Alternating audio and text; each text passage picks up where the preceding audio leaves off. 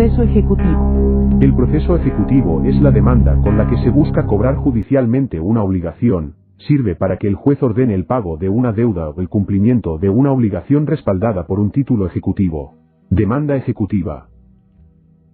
La demanda ejecutiva tiene como propósito ejecutar judicialmente al deudor para que pague una deuda o cumpla una obligación, con base a un documento que preste mérito ejecutivo, como un contrato o un título valor. Con la demanda ejecutiva se busca que el juez ordene la ejecución de la deuda, recurriendo si es necesario a medidas cautelares como el secuestro y embargo de las propiedades del deudor.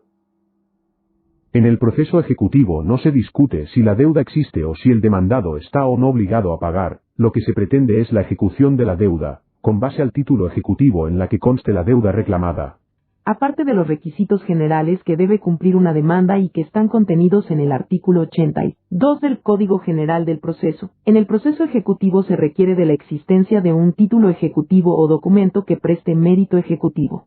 El deudor puede ser ejecutado solo si hay un documento en el que conste una obligación clara, expresa y exigible de acuerdo al artículo 422 del Código General del Proceso, pues si ese no es el caso, debe iniciarse un proceso declarativo, es decir, un proceso donde se declare la obligación que luego se ejecutará con un proceso ejecutivo. No sobra decir que en el proceso ejecutivo el demandante se denomina ejecutante y el demandado ejecutado. Obligaciones que se pueden cobrar en un proceso ejecutivo. El proceso ejecutivo procede por el incumplimiento de las siguientes obligaciones. Por obligaciones condicionales siempre y cuando se haya cumplido la condición. Por ejecución por sumas de dinero. Por obligaciones de dar, hacer o no hacer, por perjuicios, etc. Ejemplos de obligaciones que se pueden ejecutar o cobrar coactivamente. Contratos de arrendamiento. Promesas de compraventa. Letras de cambio. Pagarés. Contratos de compraventa. Cualquier otra obligación legal que conste en un título ejecutivo. En el caso de los títulos valores, el proceso ejecutivo toma el nombre de acción cambiaria, que tiene el mismo objetivo que es ejecutar al deudor. Se insiste que en un proceso ejecutivo no se discuten obligaciones, pues el proceso ejecutivo parte del hecho de que existe una obligación o deuda en firme, es decir, cierta indiscutible, así que el deudor no tiene otro camino que pagar. Excepciones contra el proceso ejecutivo.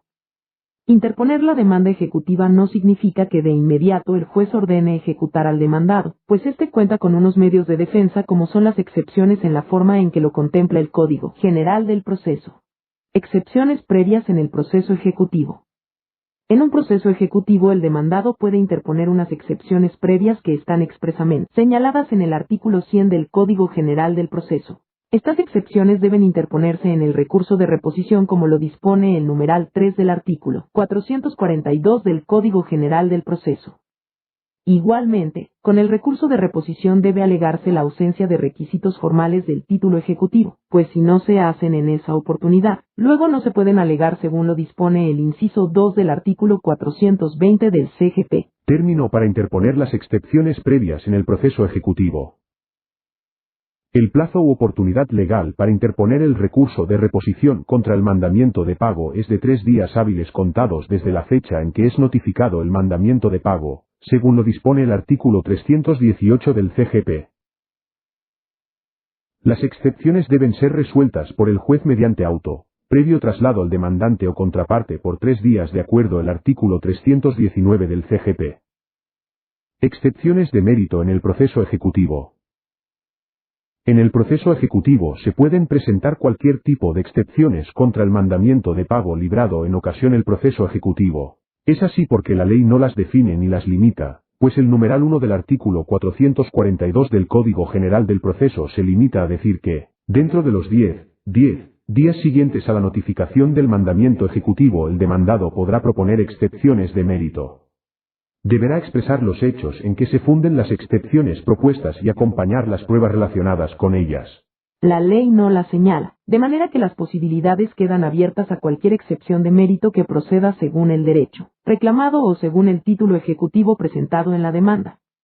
La única limitación la impone el numeral 2 del mismo artículo respecto a las obligaciones contenidas en una providencia, conciliación o transacción aprobada por quien ejerza función jurisdiccional, donde solo pueden alegar las siguientes: de pago, compensación, confusión, novación, remisión, prescripción o transacción, siempre que se basen en hechos posteriores a la respectiva providencia.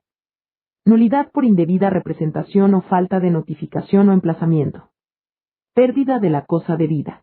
En los demás casos, como la letra de cambio, el pagaré, el cheque, el contrato de arrendamiento, es fin, cualquier título ejecutivo que no sea una providencia judicial de las señaladas en el numeral 2 del artículo 442 del CGP, se pueden interponer enésimas excepciones siempre que sean pertinentes y procedentes, como la inexistencia de la obligación o del contrato, prescripción extintiva, etc.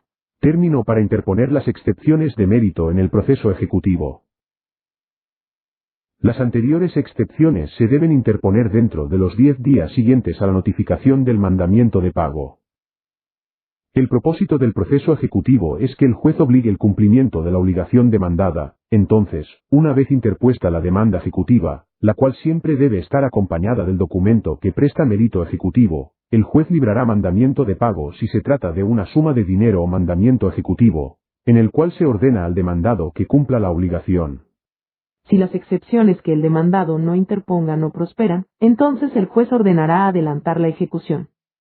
Si la obligación es cumplida dentro del término establecido en el mandamiento ejecutivo, se procede a condenar en costas el ejecutado, pero si no se cumple con la orden del mandamiento ejecutivo y no se propusieren excepciones en el tiempo estipulado para proponerlas, por medio de auto se ordenará seguir adelante la ejecución para el cumplimiento de las obligaciones determinadas en el mandamiento ejecutivo, practicar la liquidación del crédito, el avalúo y remate de los bienes embargados y condenar en costas al ejecutado. Es decir, que si el deudor no paga la deuda cuando se le notifique el mandamiento de pago, el pago se hará con los bienes que tenga el deudor, y para ese fin es que se ordena el secuestro y embargo de los bienes, garantizando con ello el pago de la deuda, embargo y secuestro de bienes en el proceso ejecutivo.